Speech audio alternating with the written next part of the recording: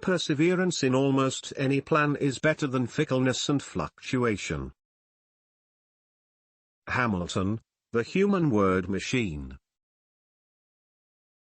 If we must have an enemy at the head of government, let it be one whom we can oppose, and for whom we are not responsible. The law is whatever is successfully argued and plausibly maintained. In fact, no immigrant in American history has ever made a larger contribution than Alexander Hamilton. The first great skeptic of American exceptionalism, he refused to believe that the country was exempt from the sober lessons of history. Prejudice and private interest will be antagonists too powerful for public spirit and public good.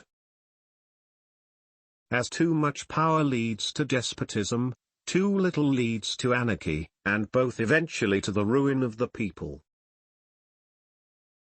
Since critics found it hard to defeat him on intellectual grounds, they stooped to personal attacks. This, I confess, hurts my feelings, and if it obtains credit will require a contradiction.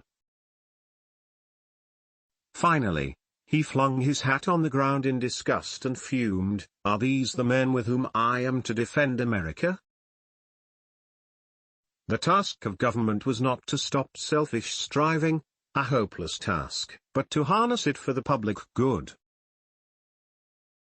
The prolific Hamilton was now writing pseudonymous commentaries on his own pseudonymous essays.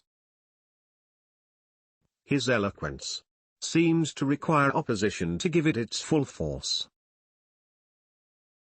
The truth is, I am an unlucky honest man that speaks my sentiments to all and with emphasis. If a charge was made often enough, people assumed in the end that a person so often accused cannot be entirely innocent. He also saw human nature as insatiably curious and reserved his highest praise for minds that created schemes or systems of truth. In the general course of things, the popular views and even prejudices will direct the action of the rulers. The ranker ushered in a golden age of literary assassination in American politics. No. 'Tis with governments as with individuals. First impressions and early habits give a lasting bias to the temper and character.